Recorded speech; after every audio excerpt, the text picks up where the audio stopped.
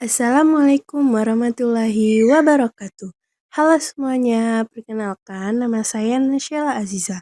Di video ini saya akan membahas tentang penyakit kusta. Dimulai dari definisi, etiologi, manifestasi klinis, patofisiologi, dan pemeriksaan penunjang.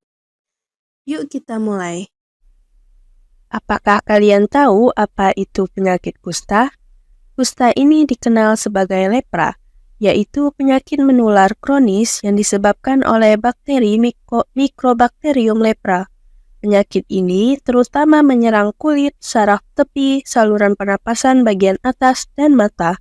Jika tidak diobati, kusta dapat menyebabkan kerusakan saraf, kulit, dan jaringan tubuh lainnya, bahkan kecacatan fisik.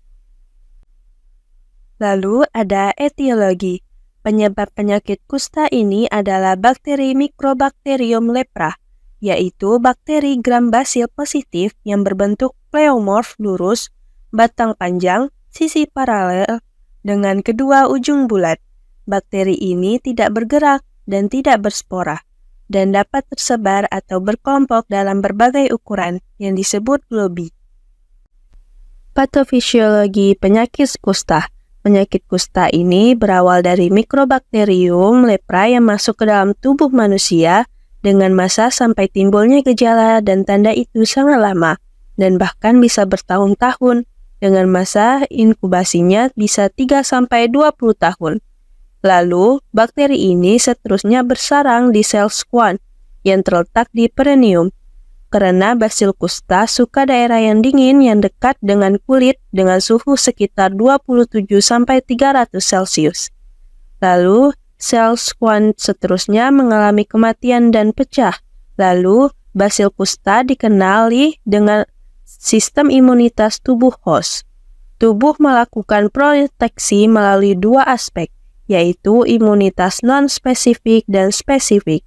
Makrofag menjadi aktif memfagosit dan dari semua yang dikenali. Lanjut ke manifestasi klinis penyakit kusta. Yang pertama ada kelainan pada kulit yang bersifat mati rasa. Kelainan dapat berbentuk kemerahan yang berbatas tegas, bercak putih, dan mati rasa pada kulit.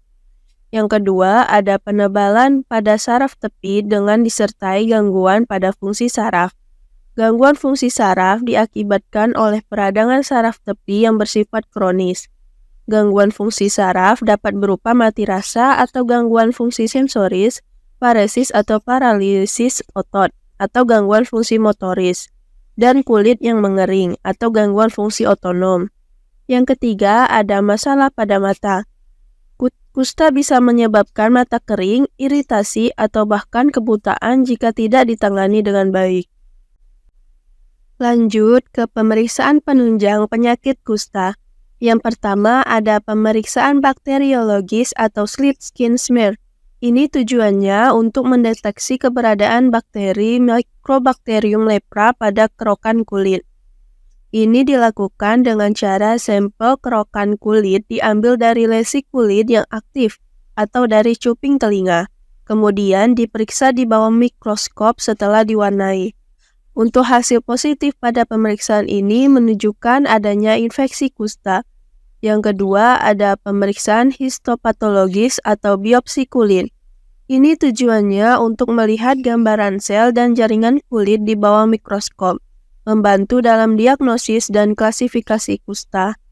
Ini dilakukan dengan cara sebagian kecil jaringan kulit diambil melalui biopsi, kemudian diperiksa di laboratorium. Pemeriksaan ini dapat membantu membedakan berbagai tipe kusta, terutama kusta tuberkuloid dan lepromatosa. Yang ketiga ada pemeriksaan serologis. Ini tujuannya untuk mendeteksi antibodi terhadap Mycobacterium lepra dalam darah, yang dapat membantu dalam diagnosis. Ini dilakukan dengan cara sampel darah diambil dan diperiksa di laboratorium. Pemeriksaan ini dapat memberikan informasi tambahan dalam diagnosis, terutama pada kasus-kasus yang meragukan. Jadi, penyakit kusta itu bukan hanya masalah kulit, tapi juga penyakit yang bisa merusak saraf dan menyebabkan kecacatan permanen. Terima kasih yang sudah menonton video ini. Semoga video ini bermanfaat bagi kita semua. Saya akhiri, wabillahi taufiq wal hidayah. Wassalamualaikum warahmatullahi wabarakatuh. Dan terima kasih. Bye-bye.